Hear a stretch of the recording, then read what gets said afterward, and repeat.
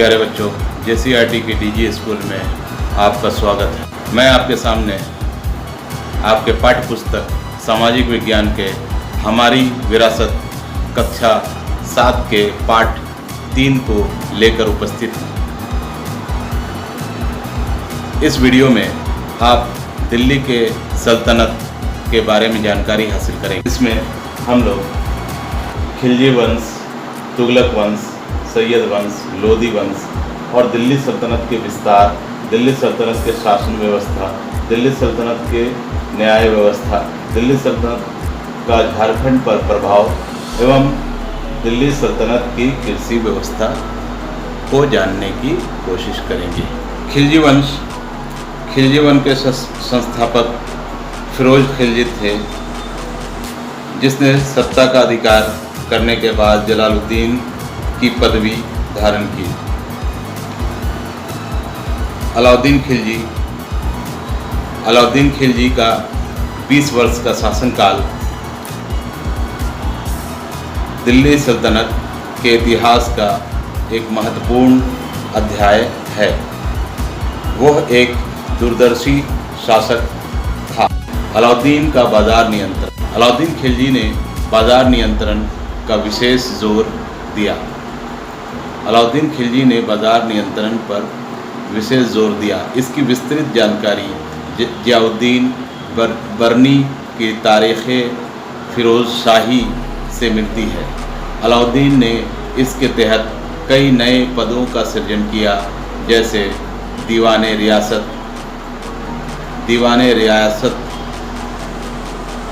शहनाए मंडी, बरीद। दीवाने रियासत में यह व्यापारियों एवं बाज़ार पर पूर्णतः नियंत्रण रखता था। शहनाए मंडी यह बाज़ार का अधीक्षक होता था, जहां सभी व्यापारियों को इनके दफ्तर में अपने को पंजीकृत कराना पड़ता था। बरीद प्रत्येक बाज़ार का निरीक्षण करता था। उसने व्यापारियों में बेईमानी रोकने के लिए कम तौलने वाले व्यक्ति के शरीर से उतना ही मांस काटने का आदेश दिया था। इन प्रयासों के तहत बाजार में वस्तुओं की कीमतों पर अंकुश लगा। अमीर खुसरो के अनुसार अलाउद्दीन के बाजार नियंत्रण का उद्देश्य आम लोगों को राहत पहुंचाना था। तुगलक वंश। गियासुद्दीन तुगलक ने 1320 ईस्वी में तुगलक वंश की नींव डाली। इसके 5 वर्ष बाद मोहम्मद बिन तुगलक गद्दी पर बैठा। इब्न बतूता मोरक्को का निवासी था। वह सुल्तान मोहम्मद बिन तुगलक के कार्यकाल में भारत आया। सुल्तान ने उन्हें दिल्ली का काजी नियुक्त किया। उसने मोहम्मद बिन तुगलक के समय की घटनाओं का वर्णन अपनी पुस्तक रहला में किया है। फिरोज शाह तुगलक। मोहम्मद बिन तुगलक के बाद फिरोज शाह तुगलक शासक बना। उसके शासनकाल में राज्य और प्रजा दोनों संपन्न थे। सैयद वंश। दिल्ली में तुगलक वंश के बाद सैयद वंश का शासन आरंभ हुआ। इस वंश की स्थापना खिज्र खां ने की थी। लोदी वंश। दिल्ली सल्तनत के राजवंशों में लोदी वंश अंतिम था। 1451 ईस्वी में बहलोल लोदी ने लोदी वंश के नाम से प्रथम अफगान राज्य की स्थापना की। सिकंदर लोदी का मूल नाम निज़ाम खां था। बहलोल लोदी की मृत्यु के बाद वह 1489 ईस्वी में दिल्ली का सुल्तान बना। इब्राहिम लोदी। सिकंदर लोदी की मृत्यु के बाद उसका ज्येष्ठ पुत्र इब्राहिम लोदी 22 नवंबर 1517 को गद्दी पर बैठा। दिल्ली सल्तनत का विस्तार। अब हम लोग दिल्ली सल्तनत की कुछ खास बातों पर चर्चा करते हैं। दिल्ली सल्तनत का विस्तार। दिल्ली सल्तनत के शासकों के समय समय पर अपनी सीमा का विस्तार किया। 13वीं सदी के आरंभिक वर्षों में सल्तनत का क्षेत्र विस्तृत नहीं था। कुतुबुद्दीन ऐबक ने साम्राज्य विस्तार पर ध्यान देते हुए बंगाल, बिहार और ग्वालियर पर अधिकार जमाया। क्षेत्र विस्तार में कई कठिनाइयाँ भी थी। दिल्ली से दूर बंगाल और सिंध तक के प्रांतों का नियंत्रण बहुत कठिन था। शासकों द्वारा बगावत, युद्ध या खराब मौसम के कारण भी दिल्ली सल्तनत के अधीनस्थ राज्यों का संपर्क टूट जाता था। अफगानिस्तान की ओर से हमला होने की आशंका भी बनी रहती थी। बाद के दिनों में साम्राज्य का विस्तार मुख्य रूप से गयासुद्दीन बलबन, अलाउद्दीन खिलजी, मोहम्मद बिन तुगलक के शासनकाल में देखने को मिलता है। सल्तनत काल में आरिज सैन्य विभाग की स्थापना सर्वप्रथम बलबन ने की थी। उसने आंतरिक विद्रोहों का दमन बलपूर्वक किया। अलाउद्दीन खिलजी के समय दिल्ली सल्तनत का प्रसार दक्षिण भारत तक हो गया। अलाउद्दीन की दक्षिण विजय का श्रेय मलिक काफूर को जाता है। उसने देवगिरी, तेलंगाना, वारंगल द्वारा समुद्र व पांडे मदुरा में सुल्तान को जीत दिलाई। आगे चलकर मोहम्मद बिन तुगलक ने भी उत्तरी और दक्षिणी भारत के मध्य प्रशासनिक और सांस्कृतिक एकता स्थापित करने का प्रयत्न किया। दिल्ली सल्तनत की सेनाओं की शुरुआती व्यवस्था अपेक्षाकृत कमज़ोर थी, मगर 150 साल बाद मोहम्मद तुगलक के राज्यकाल के अंत तक इस उपमहाद्वीप का एक विशाल क्षेत्र इसके युद्ध अभियान के अंतर्गत आ चुका था। इसने शत्रुओं की सेनाओं को परास्त किया और शहरों पर कब्जा किया। इसके सूबेदार और प्रशासक मुकदमों में फैसले सुनाते थे और साथ ही किसानों से कर वसूलते थे। सोचिए, सल्तनत काल में इस इतने विशाल क्षेत्र पर नियंत्रण और प्रभाव कैसे रखा जाता होगा। 12वीं सदी के आखिरी दशक में कुव्वतुल इस्लाम मस्जिद तथा उसकी मीनारें बनी। यह जामा मस्जिद दिल्ली के सुल्तानों द्वारा बसाए गए सबसे प्रथम शहर में स्थित है। इतिहास में इस शहर को देहलिए कुहना पुराना शहर कहा गया है। बाद में इस मस्जिद का इल्तुतमिश और अलाउद्दीन खिलजी ने और विस्तार किया। मीनार 3 सुल्तानों कुतुबुद्दीन ऐबक, इल्तुतमिश और फिरोज शाह तुगलक द्वारा बनाई गई थी। मस्जिद ये अरबी का शब्द है जिसका शाब्दिक अर्थ है ऐसा स्थान जहां मुसलमान अब अल्लाह की इबादत आराधना में सजदा, घुटने और माथा टेक कर करते हैं। दिल्ली सल्तनत की शासन व्यवस्था। राज्य में शासन व्यवस्था को बनाए रखना किसी भी शासक के लिए बड़ी चुनौती होती है। अपनी सल्तनत को सुरक्षित रखने के लिए सबसे पहले इल्तुतमिश ने सामंतों और जमींदारों के स्थान पर अपने विशेष गुलामों को सूबेदार नियुक्त किया। इन गुलामों को फारसी में बंदगां कहा जाता है तथा इन्हें सैनिकों की सेवा के लिए खरीदा जाता था। सल्तनत की सुरक्षा और अस्थायित्व सैनिक शक्ति पर निर्भर होने के कारण सुल्तानों ने राजस्व का अधिकांश भाग सेना पर खर्च किया। सल्तनत के प्रारंभिक काल में प्रांतों का स्वरूप निश्चित नहीं था। अविजित या अर्धविजित क्षेत्रों को अमीरों को में बांट दिया जाता था। इन अमीरों का कार्य उन क्षेत्रों को जीतकर उन पर नियंत्रण स्थापित करना था। उनके क्षेत्रों को इक्ता और अमीरों को मुक्ति या वली कहा जाता था। जब सल्तनत में अस्थायित्व होने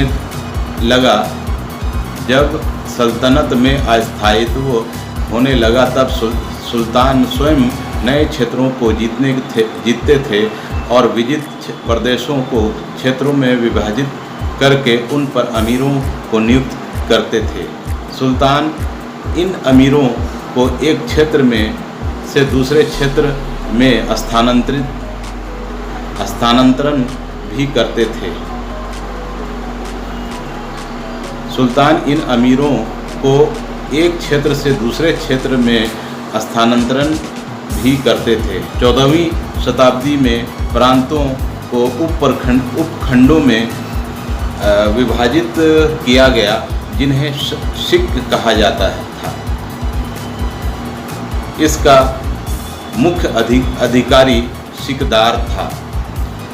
कुछ समय बाद शिकों को परगना उपखंडों में विभाजित किया गया, जो कई गांवों का समूह होता था।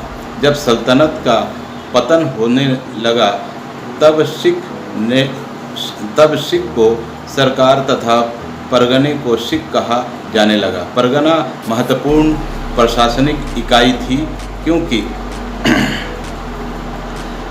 इस स्तर पर प्रशासन और जनता के बीच नज़दीक का संपर्क था। सल्तनत कालीन अन्य अधिकारी इक्ता वह भूमि जो सैनिकों को वेतन के बदले में दिया जाता था। आमिल शिकदार, मुशरिफ अमीन, मुखिया मुकद्दम, साहिब ए दीवान राजस्व अधिकारी। सल्तनत काल में न्याय व्यवस्था एक सर्वोच्च अधिकारी सुल्तान था। उसका कर्तव्य शरीयत इस्लामिक कानून के अनुसार न्याय का संपादन करना था। उसकी सहायता के लिए दीवाने क़ज़ा मुख्य न्यायाधीश होता था। सरकारी कर्मचारी के विरुद्ध शिकायतों पर सुनवाई के लिए वह दीवाने मजालिम के न्यायालय में बैठता था। यह अदालत सप्ताह में 2 बार लगती थी और मुख्य काजी उसका सहायता करता था। साधारण रूप से दीवानी तथा फौजदारी मुकदमों का निर्णय काज़ी मुमालिक या मुख्य काजी करता था। प्रांतों तथा नगरों में काजी नियुक्त किए जाते थे। काजी व मुफ्ती का पद वंशानुगत होता था। न्यायालयों में कानून की व्यवस्था करने के लिए विधि विशेषज्ञ व मुफ्ती होते थे। दंड विधान कठोर था, प्रायः अंग विच्छेद या मृत्यु दंड तक दिया जाता था। कृषि व्यवस्था दिल्ली सल्तनत की एक प्रमुख उपलब्धि कृषि से होने वाली आय तथा इससे संबंधित राजस्व व्यवस्था थी। इस काल अवधि में सामान्यतः जमीन को 3 वर्गों में विभाजित किया गया था। इक्ता ज़मीन, खालसा ज़मीन तथा इनाम ज़मीन, मदद माश या वक्फ ज़मीन। इक्ता ज़मीन अधिकारियों को इक्ता के रूप में मिली ज़मीन होती थी।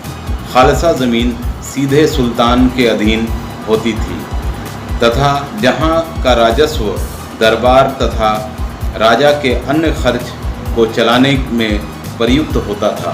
वक्फ ज़मीन धार्मिक व्यक्ति या संस्था को दी जाने वाली ज़मीन थी। किसानों को बलाहार कहा जाता था। उसे उपज का 1/3 तथा कई बार आधा हिस्सा भू राजस्व के रूप में देना पड़ता था। इससे किसानों की स्थिति दयनीय हो गई थी। मुकद्दम तथा छोटे जमींदार साधारण किसानों का शोषण करते थे। दिल्ली सल्तनत का झारखंड पर प्रभाव। खिलजी वंश के समय झारखंड दिल्ली सल्तनत के संपर्क में आया। 1206 ईस्वी में बख्तियार खिलजी ने झारखंड के रास्ते नदिया आधुनिक पश्चिम बंगाल पर आक्रमण किया। नदिया में आक्रमण के समय बख्तियार खिलजी ने बनारस पिठौरिया मार्ग का अनुसरण किया था। बंगाल विजय में झारखंड के जनजातियों को जंगल साफ करने एवं तीरंदाजी के लिए शाही लश्कर में शामिल किया गया था। इल्तुतमिश और बलबन के शासनकाल में झारखंड में नागवंशी राजा हरिकरण प्रभावशाली एवं शक्तिशाली राजा था। इनके शासनकाल में झारखंड में दिल्ली सल्तनत का कोई विशेष प्रभाव नहीं पड़ा। तुगलक वंश के शासक मोहम्मद बिन तुगलक के सेनापति मलिक ब्यां हजारीबाग क्षेत्र में चाई चांपा तक आ पहुंचा था। जनरा नामक संथाल सरदार राजा चाड़ किले में रहता था। वह सेना के आगमन की सूचना पाकर किला छोड़कर भाग गया। उन्होंने बिहार शरीफ तत्कालीन उदंतपुरी को राजधानी बनाया था। यह मखदूम शाह एवं बीबी कमालो फिरदौसिया सिलसिला में समकालीन थे। पलामू में इनकी हत्या कर दी गई थी। उसके शव को उदंतपुरी लाकर पीर पहाड़ी में दफनाया गया। फिरोज शाह तुगलक के समय में बंगाल के शमसुद्दीन इलियास शाह ने एक बड़ी भूमि जीतकर हजारीबाग के सतगावा में अपनी राजधानी बनाई थी। दिल्ली के तुगलक वंश व लोदी वंश के शासक सतगावा से आगे नहीं बढ़ सके, क्योंकि इन्हें शक्तिशाली नागवंशी राजाओं ने कड़ी टक्कर दी थी।